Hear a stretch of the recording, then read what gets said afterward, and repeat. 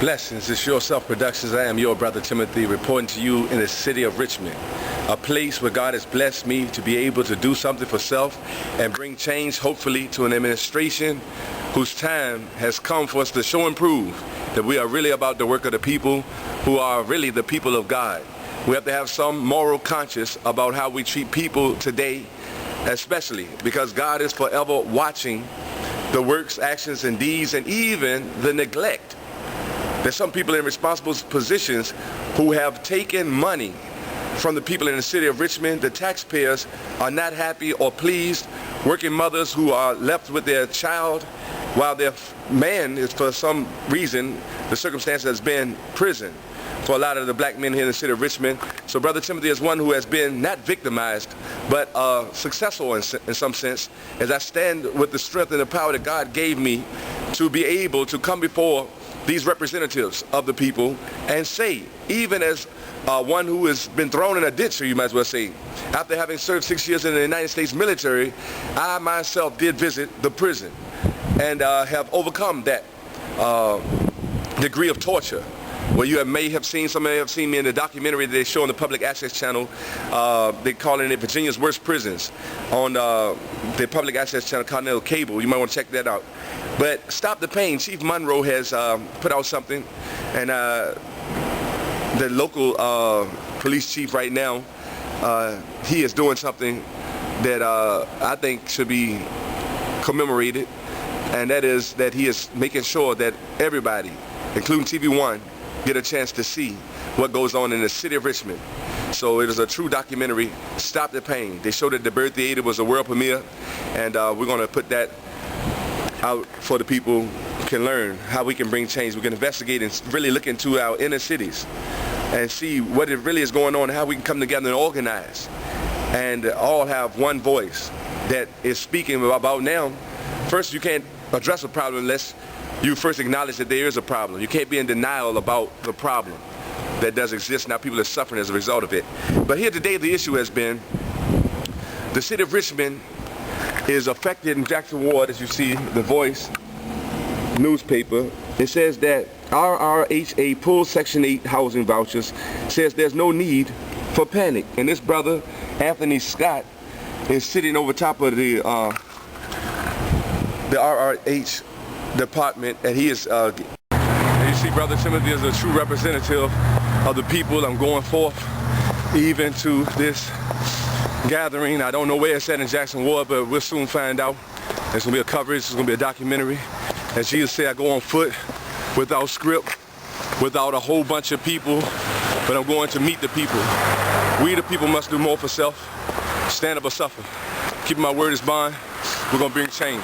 Sure. How you doing, sir? Brother Timothy of your Self-Productions. I'm just now getting here, but I've been out in the city of Richmond talking to the people, and I've been finding out that about the housing authority, that they've been, vouchers was ready to be taken from them, and they feel that this is a terrible injustice. I have a sister that lives in Jackson Ward. I got here a little late, but what do you say if you had to sum up everything that was being said here earlier? As, you know, what did I miss, if anything, from as far as like, what is going to be done about this voucher situation? Well, to begin with, Brother Timothy, what happened here tonight was something after 25 years I've not seen happen. Okay. That these many partners have come together to fight the fight for public housing tenants. And that's a fight that's long overdue. Secondly, they call for one-for-one replacement of any demolition that occurs over here in public housing. They call for the right to return, so that if there is any demolition, you don't put all these barriers in front of people when it comes time to come back to their neighborhood. Barriers of criminal activity, barriers of this, barriers of that, late payments and all this stuff. Now, Mr. Sewell, I heard something about a waiting list. They had the people, that some of the tenants have been on the waiting list since 2006, 3 years, while some of the officials sat on $7 million, and you know, the women were begging for assistance, and the people strung them along, and they kind of lost their faith, you know what I mean? And with this public housing authority, the government, HUD, are they talking about snatching that, or they're just not going to increase the funds that it was available? Well, the funds have been used up. The funds have been depleted. And the explanation for that is that the people in the Section 8 program, many of them had lost their jobs, reducing their family income, causing an increase in the subsidy. So all the subsidy money has been sucked up. That's understandable, right? Yes, sir. What's not understandable, why would you wait at the last minute to tell somebody, the very first of the month, when people are, this lady says she's been packing for 2 weeks. Yes, it's ridiculous. Moving out of her mama's house to a household with her family, and she's told that her voucher is worthless. Obama's speaking change now, brother. I mean, we vowed to be with him in the way of this change and stuff, so I think that you're doing all that you can do. And the people, you know, they putting their trust in people who have a voice, and you was outspoken here today, and you spoke about how some of the white residents, you know, they went out, and you asked where did they go. We have desperately poor white people used to populate this city, all in the near West End on Floyd Avenue, West Cary, West Main, Idlewood Avenue, Elwood Avenue, desperately poor white people who could not lift themselves up by their own bootstraps. Yes, sir. They got help. Okay. They got help from some very powerful people. Hillside Court used to be 100% white. We're segregated. Segregated. Today is 99% black. And so my point is that they got help. And they moved into subsidized housing apartment complexes under what they used to call voucher certificates. There were the vouchers and then there were the certificates. Okay. Back then. They were provided those opportunities while they piled up almost 100% of poor black folk into the projects all over this city. So we're in the works. I said, heard you say 9 o'clock tomorrow you're going to be doing something in the city. I'm inviting Reframe to join me. They select who it is. Let's sit down and we're going to hammer out a resolution to put in front of council, and I damn vote no. Yes, sir. I thank you for your time, Mr. Jewell, and you're doing a wonderful job as city council. God bless you. But the right thing you're doing is you make us do our job. God bless you. I'm going to try to get busy. Yes, sir.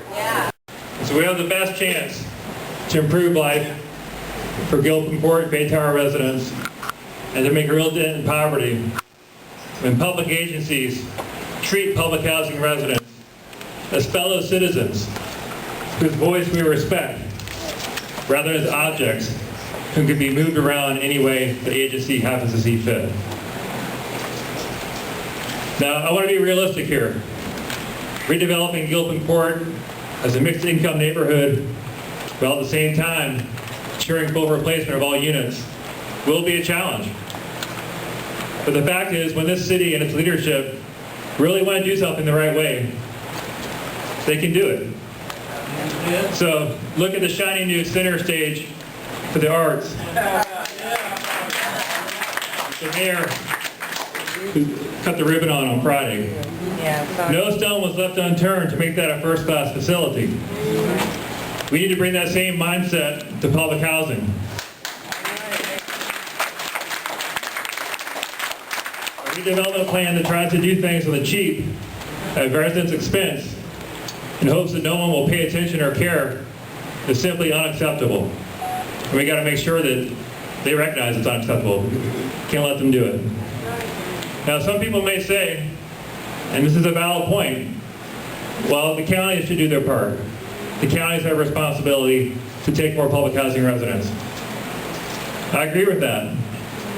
But the residents of Gilpin-Port and Bay Towers don't have time to wait for the day when the suburbs decide they would like to have more public housing residents.